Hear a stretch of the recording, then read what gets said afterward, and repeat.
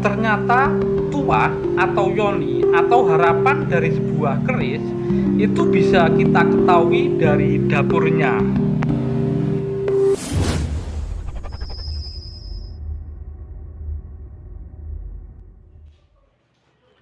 Rahayu, Rahayu, Rahayu. Ketemu lagi dengan saya Teddy Wahyono di channel Tempat Mengenal Keris dan Pusaka Nusantara lainnya dengan akal sehat dan hati terbuka. Nah, kali ini kita masih akan melanjutkan ya. Jadi bagaimana cara mengetahui esoteris atau istilahnya tuah atau yoni dari sebuah keris ya. Jadi nanti kita akan membahas tentang jadi seperti apa tuah atau yoni sebuah keris berdasarkan dapurnya. Nah, sebelum saya bahas, buat teman-teman yang belum subscribe, silahkan subscribe dulu biar tidak ketinggalan informasi dari channel ini ya. Nah, di video saya sebelumnya, jadi kita sudah membahas tentang tuah yoni atau doa harapan dari sebuah keris itu berdasarkan wesinya ya atau materi bahannya ya. Jadi ini kita masih akan melanjutkan ya, jadi tentang esoteris sebuah keris dari sebuah ungkapan yang pernah disampaikan oleh seorang yang merupakan keturunan atau terah dari empu-empu Kadipaten Pakualaman ya, Romo Yuwanto Parmedi. Jadi ada ungkapan yang sangat terkenal dalam dunia perkerisan yaitu wesi duwe watek, dapur mengku karep, pamor wis ngarani. Jadi artinya besi itu punya watak atau karakter ya.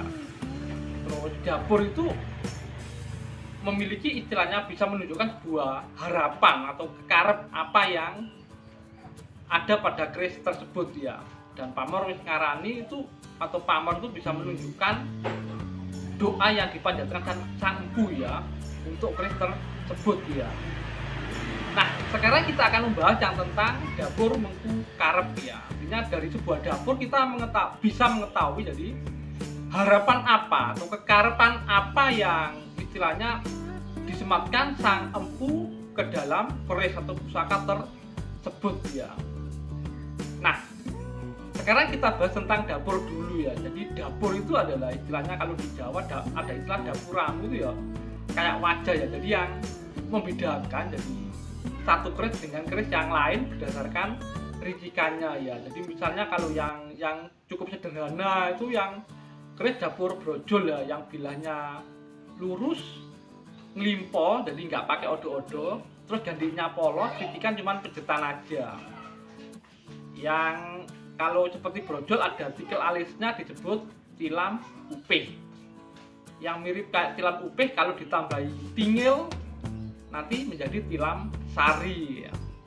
Nanti ada ya itu yang baru lurus ya, nanti ada yang luk 3 juga ada banyak, luk 5 ada banyak, luk 7, luk 9, luk 11 sama luk 13. Salah satu yang luk 13 ini adalah dapur Nogo Sosro ya. Jadi ini salah satu dapur. Nanti kita akan bahas ya. Jadi tiap dapur itu tentu dibuat dengan harapan khusus ya, harapan khusus. Kayak misalnya di keris lurus ada dapur brojol, tentu harapannya akan berbeda dengan dapur tilam ya, dapur tilam ya kayak gitu ya.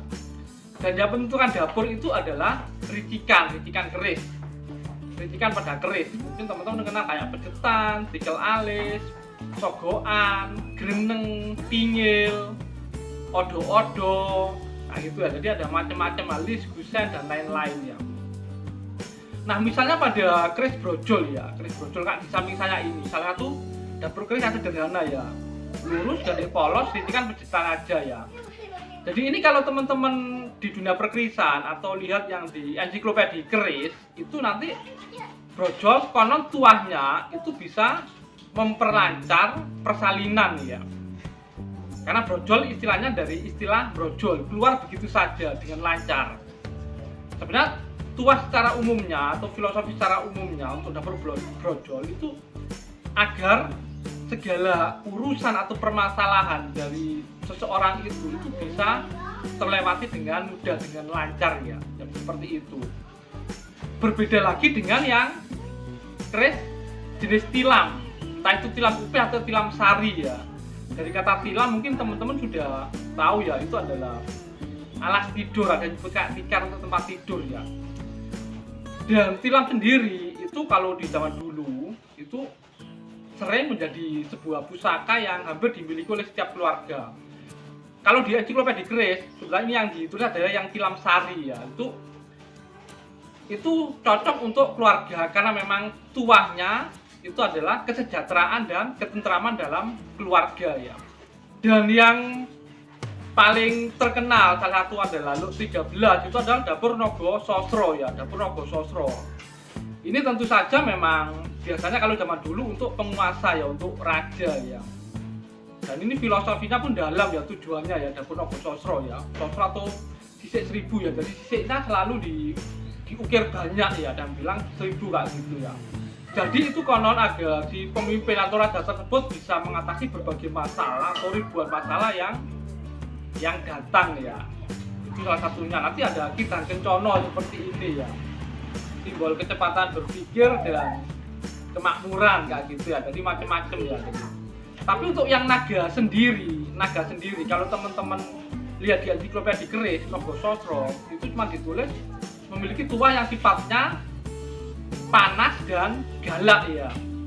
Makanya biasanya keris-keris naga itu di mulutnya dikasih mututan emas, permata, itu konon untuk meredam jadi sifat panas dan galak dari tuah keris-keris naga itu, terutama Nogo Sosro ya.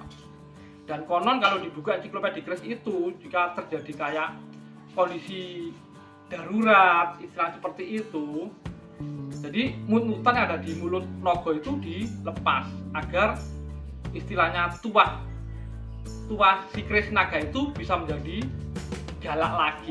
Jadi seperti itu ya. Nah, mungkin itu saja sekilas ya gambaran tentang jadi tuah keris berdasarkan dapur ya. Nah, untuk yang berdasarkan pamor nanti akan kita bahas di video berikutnya. Semoga bermanfaat dan jangan lupa untuk like dan subscribe-nya.